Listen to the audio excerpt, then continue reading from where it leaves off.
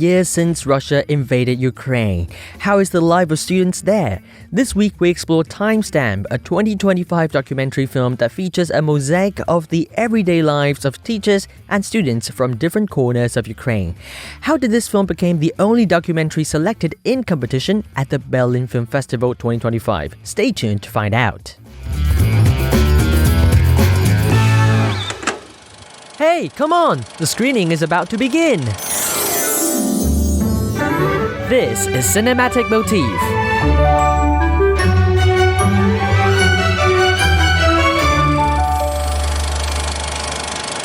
Hello, I'm Wanson, a film critic and a content creator, and welcome back to Cinematic Motif, where I introduce you films in Taiwan and around the world.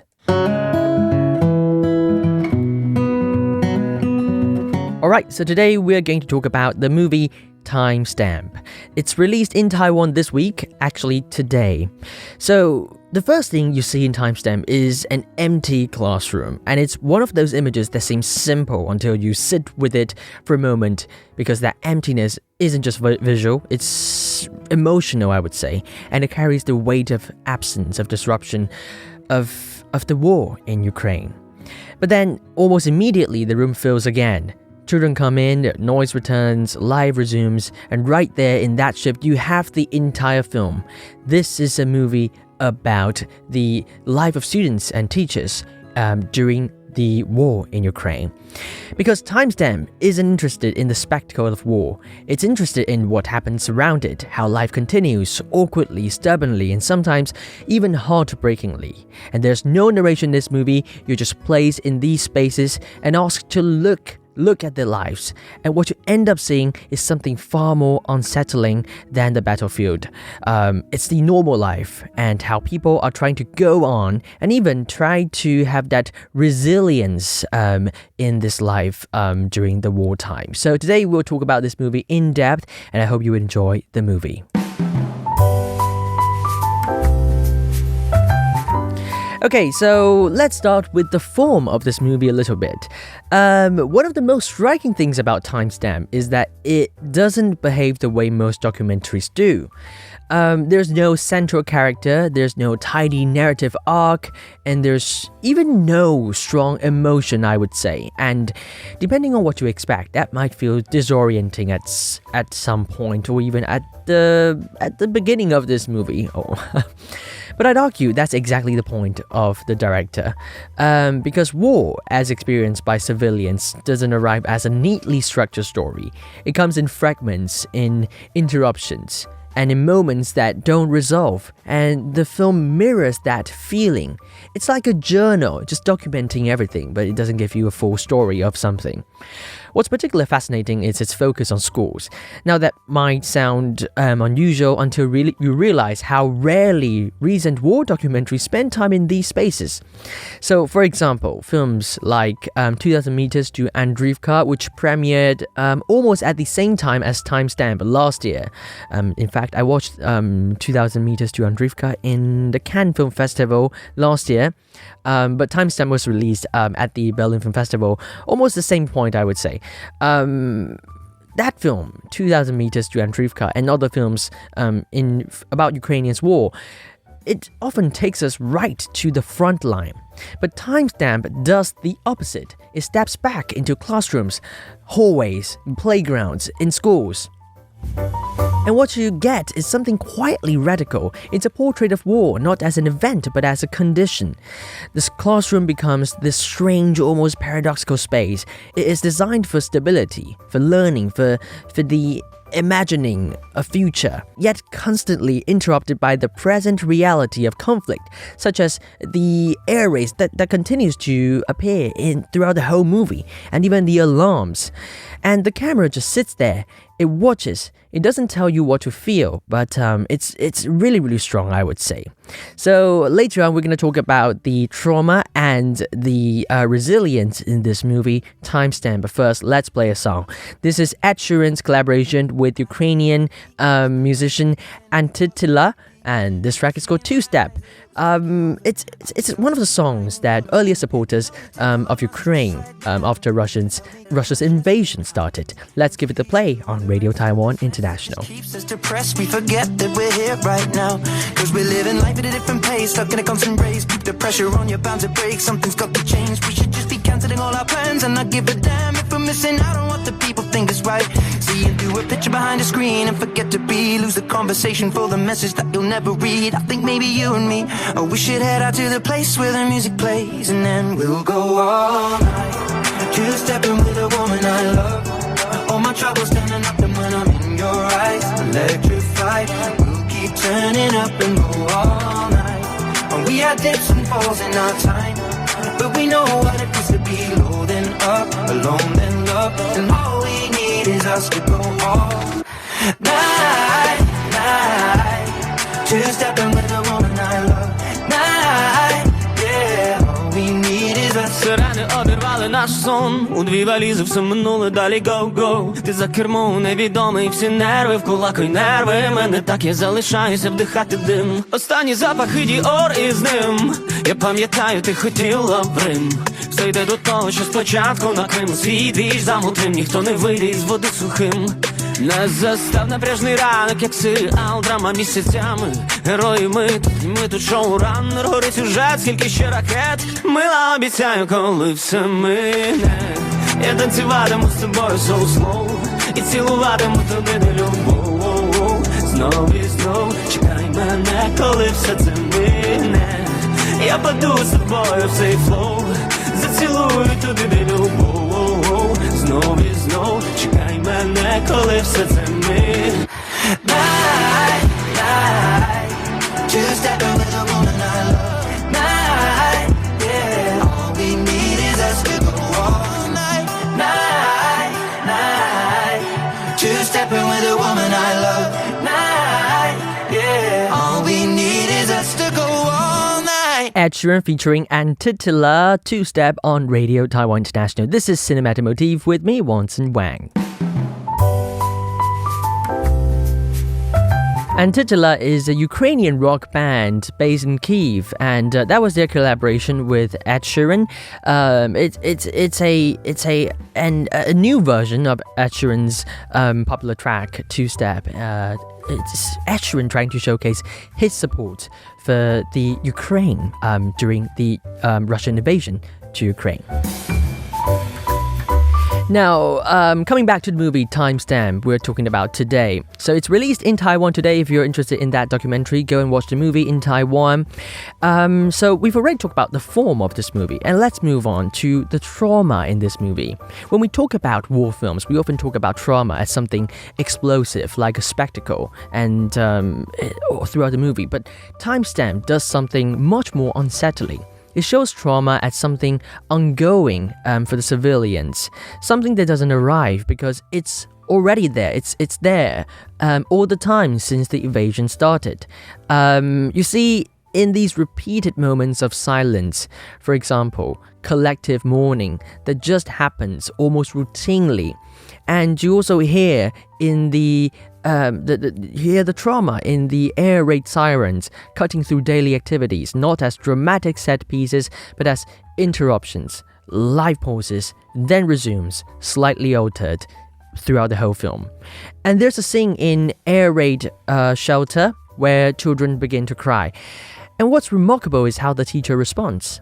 Not by confronting the fear directly, but by redirecting it, turning it into an activity. The teacher starts asking all the kids in the air raid shelter to shout out their names. And apparently the teacher is trying to redirect that trauma. And to find yourself wondering, is that comfort, or is it a survival mechanism for these civilians in the wartime? Then there are these quieter, more intimate moments. For example, in this movie, you see a little girl seeing the photo of her father who was killed in the war, and then the girl breaking down. Now, you also see a bunch of teachers and students returning to a destroyed school, looking at their photos from a few years back. And then there's also the story of someone killed almost immediately after arriving for work in an elementary school. Now, there are a lot of these moments in this movie that's just so hard it makes your heart breaks. And none of this is sensationalized. And that restraint is precisely what makes it so powerful. And timestamp is really, really powerful, though there's no narration and there's no narrative arc for this movie. Because the film isn't showing you trauma as spectacle. It's showing you how it seeps into everything and everyday life of these civilians during the war. In the next part of the show, I'm going to explore the resilience of these people during wartime, especially in schools. But first, let's play this track. This is Imagine Dragons and Crushed on Cinematic Motif. Suppose she's supposed to be exactly what they want her to be. So pretty and pink, necklace and ring. Don't be heard, just be seen. That's not who I am. She said I can feel too much, and I wish it go away, 'cause it's crushing me.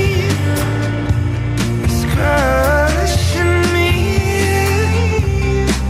Don't you know that you don't ever say the scarlet A? Your neck's pretty red, eyes are all dead. They ever said get stuck in your head. The silence is deafening, and their heart is bleeding out. They don't care, no, they never cared at all. They never cared at all.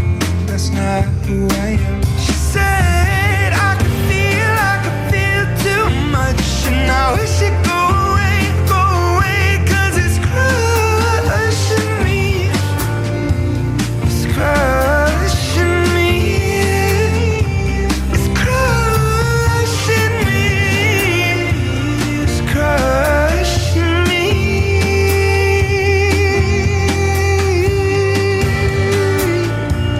If you take a look at the music video for this track, Crushed by Imagine Dragons, you'll see the video follows the story of a 14-year-old Ukrainian Sasha and features him walking through his home village of Novohrivka, which had been under Russian occupation for 5 consecutive months during Russian invasion of Ukraine. Crushing me.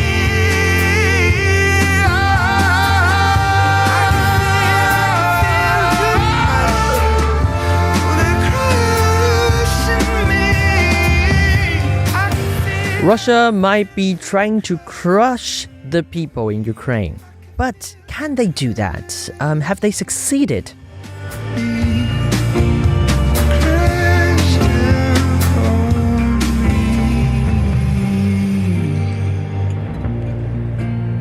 Crash down on me.